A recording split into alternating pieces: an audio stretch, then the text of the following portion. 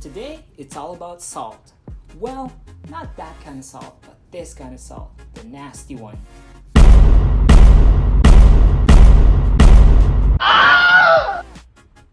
Video, I will show you what road salt is, how to remove them, how to protect your interior, and my preferred method that's guaranteed to be the fastest and most effective way of dealing with this nasty stuff. Hey everyone, it's Ryan here from Mobile Detailing Secrets, where you will find valuable information on how to be successful in the mobile detailing business. If you're new here, make sure to hit that subscribe button and get that weekly updates that will help you through your journey. So let's get into it.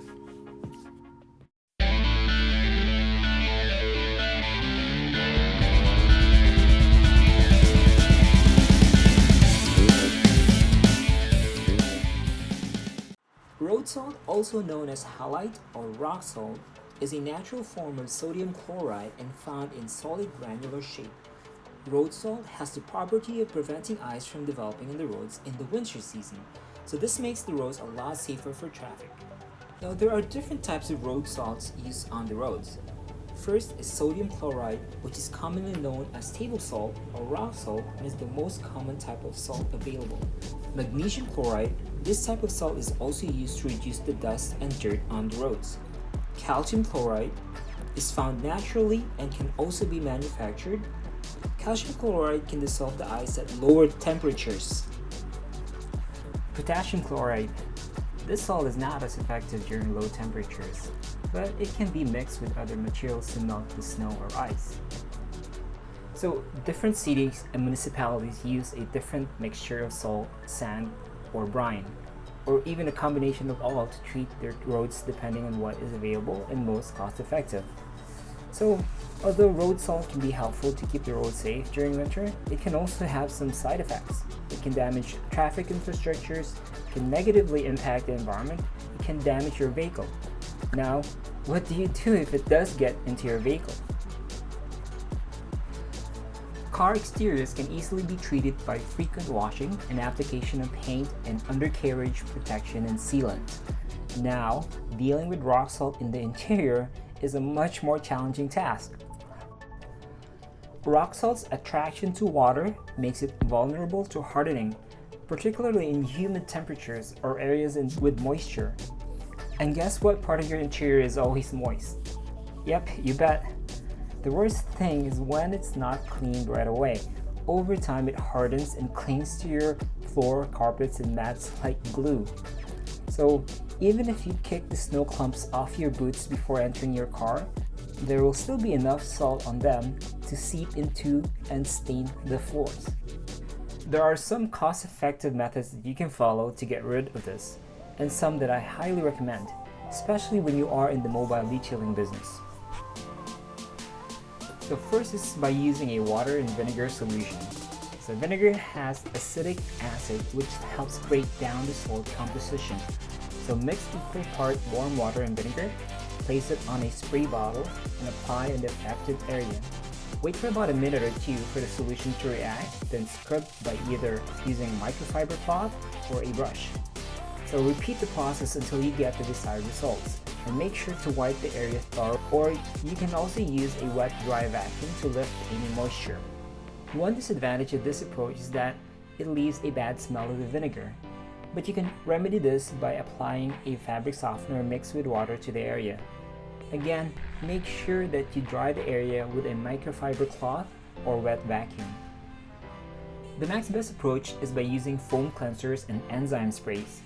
You can buy this in any auto supply or hardware stores. These cleansers are loaded with a synergistic blend of bacterial enzymes that naturally break down and eliminate stains and odors caused by contaminants. They are formulated to deal with problems like salt stains, grease, oils, urine, feces, blood, wine, coffee, vomit, and other horrible nasty stuff too gross to mention. When you opt for this method, try to choose a cleaner that is non-toxic and biodegradable. Some cleaners even have a protection property to help maintain and prevent future salt stains. The third method is by using steam. Now, this method uses one of the elements in breaking down salt, heat. This technique can be costly, as steamers can range from a few $100s to thousands in cost. But if you are in the mobile detailing business, then it really becomes a necessity, right?